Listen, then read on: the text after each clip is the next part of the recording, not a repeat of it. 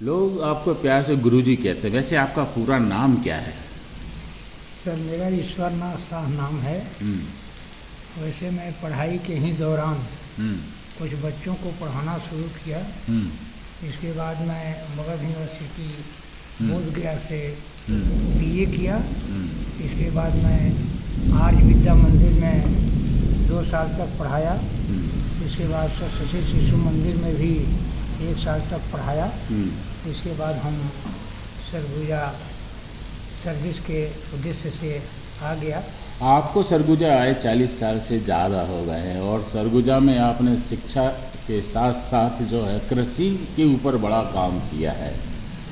मैं आपका जो लटोरी में फार्म हाउस है उसको मैं देखा, उस फार्म हाउस को आप डेवलप किए तो क्या क्या किए और क्या क्या फसलें लगाते हैं और उन फसलों को कहाँ भेजते हैं? हाँ सर, जब मैं सरगुजा में आया तो पहले तो मैं 6 महीने तक पूरा सरगुजा में इधर उधर घूमा। हमारे परिवार के जो लोग थे वो सब्जी का काम करते थे। वैसे मेरा पूरा उद्देश्य था कि मैं सर्विस करूं, लेकिन कुछ कारणवश नहीं हो पा रहा था, हमारे मन लायक सर्विस नहीं मिल पा रही थी। तो मैं भी सब्जी के काम शुरू किया। और पूरे सरगुजा जिले में आपको एक ऐसा चीज़ था जो कि यहाँ के लोग पसंद नहीं करते थे। कटहल। हाँ, जिसका नाम कटहल है सर। उसका पिक्चर बना है अभी। हाँ। मैं समीक्षा लिखा हूँ। हाँ। वो यूपी और बिहार में इसका जो डिमांड था बहुत ज़्यादा था।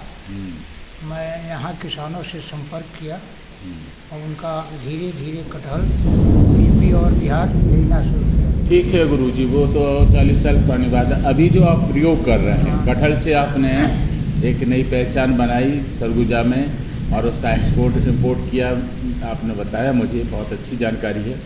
अभी जो आप कर रहे हैं क्या क्या फसल उगा रहे हैं? अभी क्या है सर कि हम आढ़त के दौरान किसानों से हमारा बहुत अच्छा संबंध था।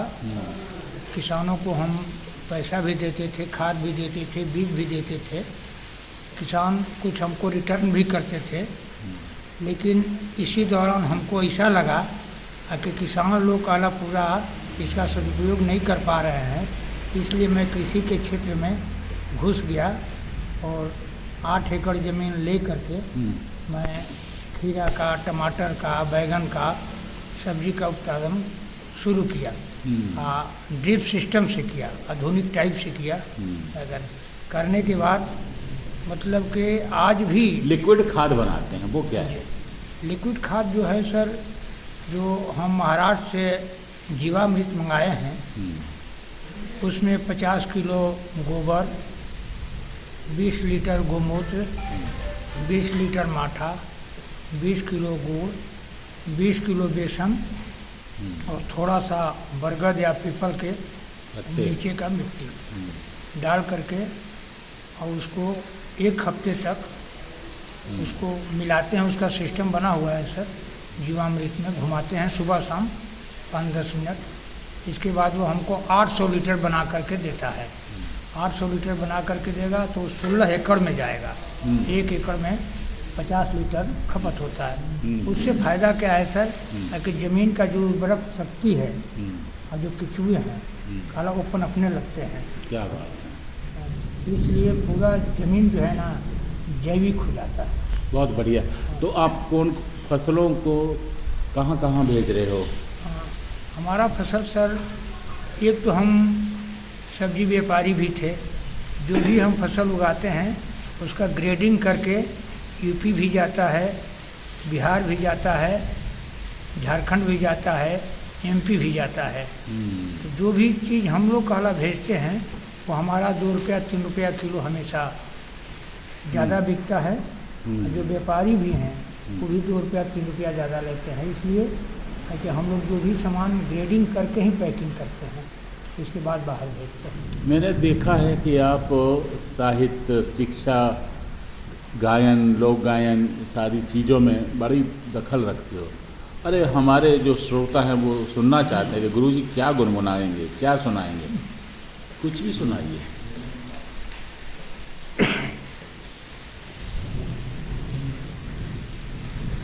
साहित्य के विषय में तो सर है जानकारी इसमें देना, क्योंकि साहित्य की जो परिभाषा है, ज्ञान राशि संचित कोश को ही साहित्य कहते हैं। वाह। साहित्य और कुछ नहीं, प्रयुक्त जीवन की व्याख्या है। इसको हम लोग अंग्रेजी में कहते हैं literature is at a bottom a crisp of life. साहित्य और कुछ नहीं, प्रत्युक्त जीवन की व्याख्या है।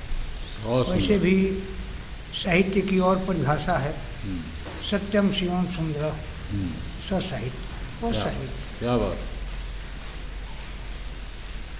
और कुछ गुनगुनाने वाले थे या कोई कविता सुनाने वाले थे, सुनाओ ना। अपने कुछ भी, चाहे बिहार के गीत, लोकगीत, कविताएं, केसारी लाल है ना वगैरह वगैरह को जब सुनते हैं ना तो लगता गुरुजी कुछ तो गुनगुनाइए। बिहारी में सुनाइए, लेकिन कुछ भी सुनाइए, 2 लाइनें सुनाइए जो बचपन से आप वहाँ का लोकल लैंग्वेज में कुछ भी मतलब मौसम को के अनुकूल कुछ भी कविता के रूप में एक आध 2 लाइन बता देता हूँ। स्वागत स्वागत। शिव ने स्वयं विष पीकर संसार को जन जीवन दिया, तो शिवा ने अपने भुजबल से हिंदुस्तान को नोबल दिया। वाह वाह वाह, बहुत बढ़िया, शानदार। और भोजपुरी लोकगीत नहीं सुनाएंगे? भोजपुरी लोकगीत चलिए कोई बात नहीं। एक और अच्छा सा प्रश्न है जो मैं आपसे जाना था कि आप कई जगह अपनी सप्लाई देते हो, एक ज़िले दूसरे ज़िले में, ज़िले के अंदर भी कई संस्थाएं होती हैं, अस्पताल है, जेल है, सैनिक स्कूल है। आप जेल में भी जब सब्जी दे रहे थे तो वहाँ के जेल के अधिकारियों में सबसे अच्छा जो प्रभाव जेल का आपको क्या लगा, बुरा प्रभाव क्या लगा? अधिकारियों के बारे में कुछ बताइए। जब मैं सब्जी का व्यापार शुरू किया उस समय अपने सरगुजा ज़िले में जो जेल था, कैदी की संख्या कम थी, 200-250 के आसपास थी। उस समय पांड्या साहब जेलर थे। तो जेल में उस समय पपीता बहुत होता था बंगले में। तो एक आध 2 बार हम लोग घूमने के लिए गए तो संपर्क बना, तो वहाँ से हम लोग पपीता ले जा कर के अपने दुकान में बेचते भी थे। फिर साहब बोले कि नहीं से हमारे यहाँ इतना कैदी हैं, थोड़ा बहुत सब्जी भी दिया कीजिए। तो उस समय से हम सब्जी भी देना शुरू किए। इसके बाद बहुत से अधिकारी आए, मैं जाना। इसके बाद बीच में हमारे श्रीमान आदरणीय माननीय गायकवाड़ साहब आए, मैं जाना। उनके मार्गदर्शन में हम बहुत कुछ सीखा। वहाँ से भी हमारा जो विकास की गति जो है बहुत आगे बढ़ी। जेल में हम कोई भी काम करते थे, चाहे कहीं भी कोई काम करते थे, अच्छा काम करते थे। अच्छा काम का परिणाम अच्छा ही निकलता है, इसलिए जो भी परिणाम निकला बहुत ही अच्छा निकला। वैसे हम सैनिक स्कूल में भी सामान देते थे, जेल में भी सामान देते थे, कन्या परिसर में भी सामान देते थे, होली क्रॉस में भी सामान देते थे। जहाँ भी सामान हम देते थे वहाँ अच्छा हमको रिस्पॉन्स भी मिलता था और वहाँ से अच्छा हमको आमदनी भी हो। आप चैम्बर ऑफ कॉमर्स में भी काफ़ी समय तक रहे हैं, तो आजकल जो व्यापार है उस व्यापार में जैसे अब टमाटर का ही रेट ले लो, इतना महंगा हो गया, तो इसकी वजह क्या है? टमाटर महंगा होने का कारण यह है सर कि कभी कोई चीज़ बहुत सस्ता हो जाता है तो किसान उसको नहीं लगाते हैं, और जब महंगा होता है तब जा कर के लगाते हैं। तो बीच में क्या है सर कि टमाटर का इतना रेट कम हो गया था, इतना कम हो गया था कि 4 रुपया, 5 रुपया, 10 रुपया किलो हो गया था। किसानों को लागत नहीं निकल पा रही थी, इसलिए जो बहुत से किसान टमाटर ना लगा करके दूसरे सब्जी को लगाए। और कोई भी सब्जी हो सर, टमाटर हो, भिंडी हो, लौकी हो, प्याज हो, परवल हो, आलू हो, लगा। किसी किसी क्षेत्र में बाढ़ के चलते, आपदा के चलते, ट्रांसपोर्ट, हाँ, अगर भाई में मान लीजिए वो क्षेत्र में फसल कम हो जाती है तो अचानक रेट बढ़ जाता है, क्योंकि लौकी है, टमाटर है, आलू है, प्याज है, ये आवश्यक आवश्यकताएँ हैं, ये सभी लोगों को ज़रूरी है, इसलिए रेट के ऊपर ज़्यादा प्रभाव पड़ने लगता है। बहुत धन्यवाद आपका गुरुजी विस्तार से जानकारी देने के लिए।